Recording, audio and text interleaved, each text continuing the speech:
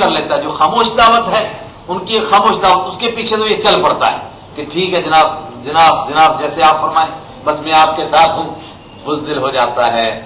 معلوم ہوا داعی کی یہ صفت ہے، جب دعوت دیتا ہے ایک تو پوری ملت میں اتحاد پیدا ہوتا ہے، جب دعوت دیتا ہے اس کے اندر جلال آتا ہے، اس کے اندر رعب ہوتا ہے، اس کے اندر اعتماد آتا ہے. اب آئیے حضرت ابوبکر صدیق رضی اللہ تعالیٰ عنہ پر جو سب سے پہلے ایمان لائے، رسول پاک صلی اللہ علیہ وسلم سے ایمان قبول کر کے انہوں نے ایک سوال فرمایا کہ میرا کیا کام ہے؟ فرمایا جو میرا کام وہ تمہارا کام. میں بھی لوگوں کو دین کی دعوت دیتا ہوں، تم بھی لوگوں کو دین کی دعوت دیتے جاؤ. وہ جو آیتیں نازل ہوئی نا کہ اب آپ اپنے گھر والوں کو سمجھائیں، اس سے پہلے حضرت ابوبکر رضی اللہ تعالیٰ ایمان لائے ہیں، اور پھر کتنے لوگوں کو اللہ نے ان کے ذریعے سے ایمان نصیب کیا. حدیث کی کتابوں میں ان کی ایک لمبی چوڑی لسٹ آتی ہے، ایک ایک آدمی سے ملتے تھے اور جس سے ملتے تھے اللہ اسی کو ایمان نصیب کر دیتا تھا، جس کو جا کر دعوت دیتے تھے. ایسا اللہ نے ان کو سمجھانے کا ڈھنگ اور سمجھانے کا انداز دیا تھا. اور جب آیت نازل ہوئی کہ آپ اپنے گھر والوں کو سمجھائیں، اگرچہ اس میں خاندان کے لوگوں میں حضرت ابوبکر رضی اللہ تعالیٰ نہیں آتے تھے، حضرت علی رضی اللہ تعالیٰ آتے تھے. پہلے دن آپ نے انتظام فرمایا نا اپنے سارے خاندان والوں کی دعوت کا، ان کو کھانے کی دعوت کرو. جب کھانے کی دعوت پر آئیں گے پھر ان کو دین کی دعوت دیں گے. جب پہلے دن آپ نے دین کی دعوت ان کو دی تو حدیث کی کتابوں میں ہے کہ ابو لہب نے آپ کی بات کو چلنے نہیں دیا. آپ کا سگا چاچا، اس نے چلنے نہیں دیا، وہ بیچ میں کھڑا ہو گیا، یہ بات نہیں چلے گی، ایسے جھگڑا کراؤ گے، ہم سارے عرب کا مقابلہ تھوڑا کر سکتے ہیں، پتہ نہیں کیا پنگا ڈالنا چاہتا ہے. یہاں بڑے بڑے معزز لوگ بیٹھے ہیں، آپ کو پتہ نہیں آپ سے بڑے بزرگ لوگ بیٹھے ہیں، آپ زیادہ بڑا مت بنیے گا. ایسے ایسے کر کے وہ ٹال گیا بات. دعوت بھی کھائی، کھانا بھی کھایا، مگر اس نے بات سننے نہیں دی. لیکن اللہ تعالیٰ دعوت کا بھی کیا ذوق ہوتا ہے. رسول پاک صلی اللہ علیہ وسلم دوسرے دن پھر اٹھتے ہیں، پھر حضرت علی رضی اللہ تعالیٰ سے فرماتے ہیں کہ دعوت کا انتظام کرو. پھر وہ دعوت کا انتظام کرتے ہیں اور دوسرے دن ابو لہب پھر بولنا چاہتا ہے. جب آپ اٹھے دعوت دینے کے لیے تو ابو لہب بولنا چاہتا ہے، لیکن بیچ میں اللہ نے کھڑا کر دیا ابو طالب کو. حضور نے فرمایا نا یؤید اللہ ھذا الدین بالرجل الفاجر والفاسق. اللہ تعالیٰ اس دین کا کام کبھی کبھی فاجر فاسق لوگوں سے لے لیتا ہے، ایسے لوگوں سے جو دیندار نہیں ہوتے ہیں اور جن کو اس کام کا کوئی صلہ بھی نہیں ملے گا، اس لیے کہ وہ اللہ کو نہیں مانتے، اللہ کے رسول کو نہیں مانتے. ابو طالب تو نہیں مانتے تھے، مگر اللہ یہ دکھانا چاہتا ہے کہ میرا دین کسی کا محتاج نہیں ہے، چاہوں تو ابو طالب سے کام لے لوں. ابو لہب اٹھا بیچ میں، آپ صلی اللہ علیہ وسلم کو روکنا چاہتا تھا، آپ بات مت کیجئے گا، لیکن ابو طالب کھڑا ہو گیا. انہوں نے کہا نہیں بیٹھ ابو لہب، بات کرنے دے.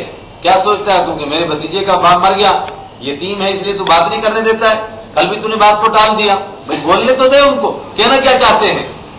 آپ صلی اللہ علیہ وسلم نے دین کی دعوت دی ان کو. دیکھیے آپ اکیلے، بالکل اکیلے، اور دوسری طرف سارا عرب ہے، لیکن آپ سب کو للکارتے ہیں، صاف طریقے سے اللہ کے دین کو پیش فرماتے ہیں. کوئی روب نہیں، کوئی جھجک نہیں، کوئی کسی کا ڈر نہیں، کوئی کھڑا نہیں ہوتا ہے. لیکن حضرت علی رضی اللہ تعالیٰ عنہ جو عمر میں سب سے چھوٹے ہیں، اور خود ان کے الفاظ جو حدیث کی کتابوں میں آئے ہیں وہ الفاظ یہ ہیں کہ بے شک میں تم سب سے عمر میں چھوٹا ہوں، اور فرماتے میری ٹانگیں بھی پتلی ہیں، یعنی میں کمزور سا بھی ہوں، لیکن میں آپ کا ساتھ دوں گا، آپ بڑھتے جائیے، میں آپ کے قدم بقدم آپ کے پیچھے ہوں، اور آپ کی دعوت انشاءاللہ پھیل کر رہے گی.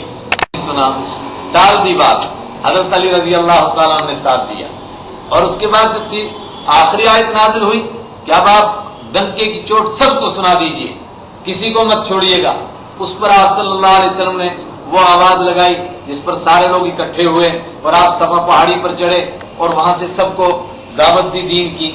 دیکھیے ان سب واقعات سے میں آپ کو کیا سمجھانا چاہتا ہوں، جب آدمی دوسروں کو دین کی دعوت دینے کا کام چھوڑ دیتا ہے اندر اندر ہی مر جاتا ہے. کہنے کے لیے وہ زندہ ہوتا ہے مگر اس کی روح مری ہوئی ہوتی ہے. پھر وہ جس در پر پہنچتا ہے نا، جس گھر پر پہنچتا ہے، جس ماحول میں جاتا ہے، بس اسی کو اپنانے لگ جاتا ہے، اسی کی تہذیب کو، اسی کے کلچر کو، اسی کے ماحول کو، اسی کے دین کو. کہنے کے لیے وہ ہمارا بندہ رہتا ہے لیکن در حقیقت وہ ہمارا بندہ نہیں ہوتا ہے. کبھی وہ بیٹھے اپنا حساب لگائے، کاؤنٹ کریں کہ میں نے اپنے نبی کی کتنی باتیں مانی اور غیروں کی کتنی بات مانی، تو یقینی طور پر وہ اس نتیجے پر پہنچے گا کہ میں نے اپنی بات تو شاید 100 میں سے 5% بھی نہیں مانی، میں نے تو دوسروں کی زیادہ مانی ہے، مگر اس کے باوجود میں اپنے آپ کو ادھر سمجھ رہا ہوں میں کتنا بے وقوف ہوں، کتنا بڑا بے پاگل ہوں، میں سمجھ رہا ہوں ادھر، لیکن کام سارے ان کے کر رہا ہوں، جو کام نہیں کرنے تھے وہ سارے کر رہا ہوں، اور میں سمجھتا ہوں کہ میں رسول پاک صلی اللہ علیہ وسلم کا امتی ہوں. میرے نوجوان ساتھیوں، میں نے ایک واقعہ دیکھا پچھلے دنوں میں. ایک نئے ایمان والے سے ملاقات ہوئی، 2-4 دن رہے. ہم نے چاہا تھا آپ سے بھی ملاقات کرائیں، لیکن ان کو بھی جلدی تھی، واپس چلے گئے. مگر میں نے دیکھا اللہ نے اس کو دعوت کا ذوق دیا اور دعوت کا شوق، اور بس وہی اوڑھنا بچھونا، نہ اس کو کوئی ڈر نہ اس کو کوئی خوف، اور جس گلی میں گزرتا ہے وہیں ایک بندے کو کلمے کی دعوت دیتا جاتا ہے، اور ہر جگہ اللہ تعالیٰ اس کے ذریعے سے کسی نہ کسی کو ایمان نصیب کر دیتا ہے. کیوں؟ بے خوف، بے ڈر، اللہ کا خوف، اللہ کا ڈر، نہ کوئی لالچ، نہ کسی سے اس کو لینا، نہ کسی سے کچھ دینا، بس اللہ کے دین کو پھیلانا ایک اس کا کام ہے. اللہ اس کے ذریعے سے دوسروں کو ہدایت نصیب کرتا ہے. اب جب دوسروں کو ہدایت نصیب ہوتی ہے تو رسول اللہ صلی اللہ علیہ وسلم نے حضرت علی سے کیا فرمایا تھا کہ ایک پورا ملک فتح ہو جائے اور سرخ اونٹ تم کو غنیمت میں مل جائیں، اس سے بڑا ثواب کا کام یہ ہے کہ تمہارے ذریعے سے ایک آدمی کو بھی اللہ کا دین نصیب ہو جائے.